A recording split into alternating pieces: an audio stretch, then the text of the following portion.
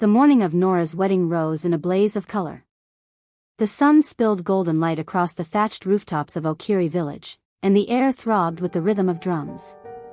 Deep, resonant beats rolled across the earth like distant thunder, calling people from every compound, every farm, every hidden corner of the land. It was not just a wedding, it was a celebration that belonged to everyone. Women moved through the crowd wrapped in bright Kent and Ankara cloth, their heads tied high with proud geli.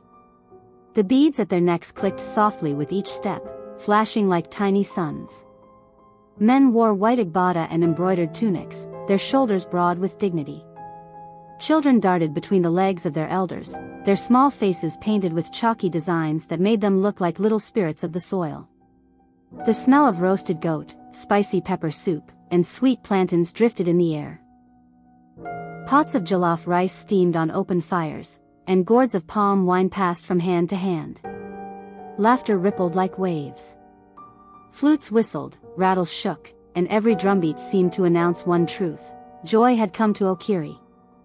At the center of it all sat Nora, the bride. She was the jewel of the village, the daughter every mother envied, the young woman whose beauty had been sung about long before she reached womanhood.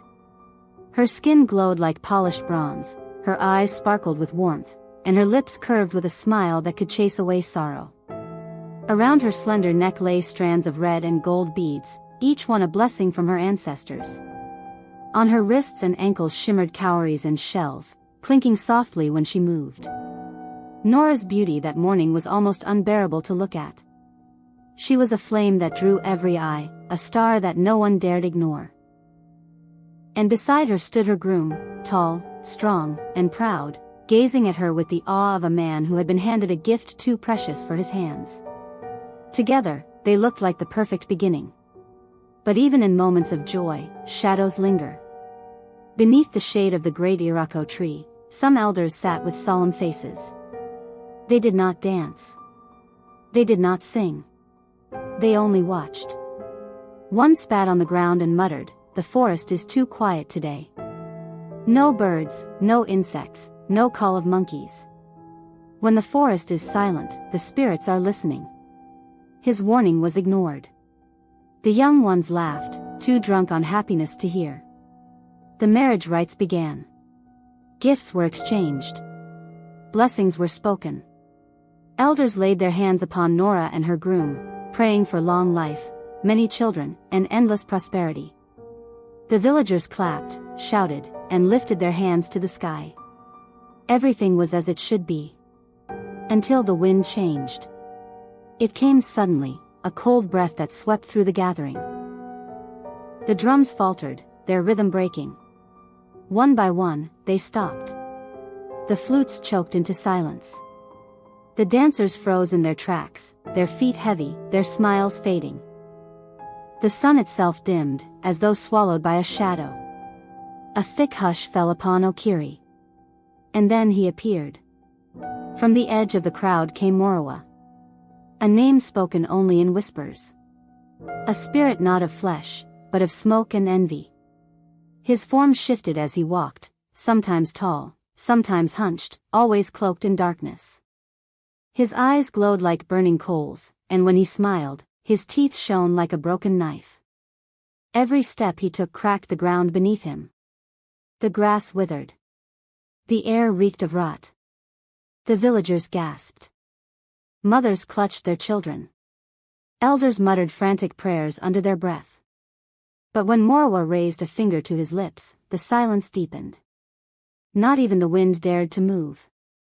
He moved toward Nora. She trembled, clutching her husband's hand.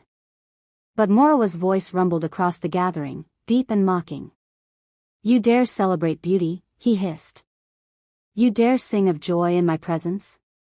I, who have walked in shadows, while you bask in light." His burning eyes fixed on Nora. "Your beauty shall be your downfall. Your face, once a jewel, shall become a curse. The village shall never forget the bride who brought sorrow." He spat into his hand, muttered words older than the village itself, and blew the foul spit into the air. It spun into a black whirlwind, twisting, growing, before striking Nora's face like a flame. Her scream tore through the silence. Before their eyes, her beauty melted. Her skin cracked like dry earth. Her smooth bronze complexion burned, twisted, warped. Her eyes sank, her lips shriveled, her hair fell in clumps. The jewel of Okiri was gone. In her place knelt a bride disfigured beyond recognition. Panic erupted. Some fainted where they stood. Others screamed and ran, shouting, "Abomination! Abomination!" Children wailed. Elders wept. The groom staggered backward, his face white with shock, unable to move toward her. The drums that had once sung for joy now pounded like war drums, echoing terror across the land. Nora reached for her face, but the touch of her own hands burned her. She clawed at her veil, trembling, her sobs hoarse and broken. The more she tried to hide, the more the villagers recoiled. And through it all, Morwa laughed. It was a laugh that shook the very earth, a laugh that echoed like thunder and slithered like snakes into every ear. "Let this day be remembered," he bellowed, not as a wedding, but as the birth of despair. Then he dissolved into smoke, retreating into the forest, his laughter lingering long after his shadow had gone. Nora's family rushed to her side, but even they hesitated to touch her. Her mother wept, her father tore his clothes in grief. The villagers whispered among themselves. "She is cursed. The gods have abandoned her. Her beauty was never meant to last."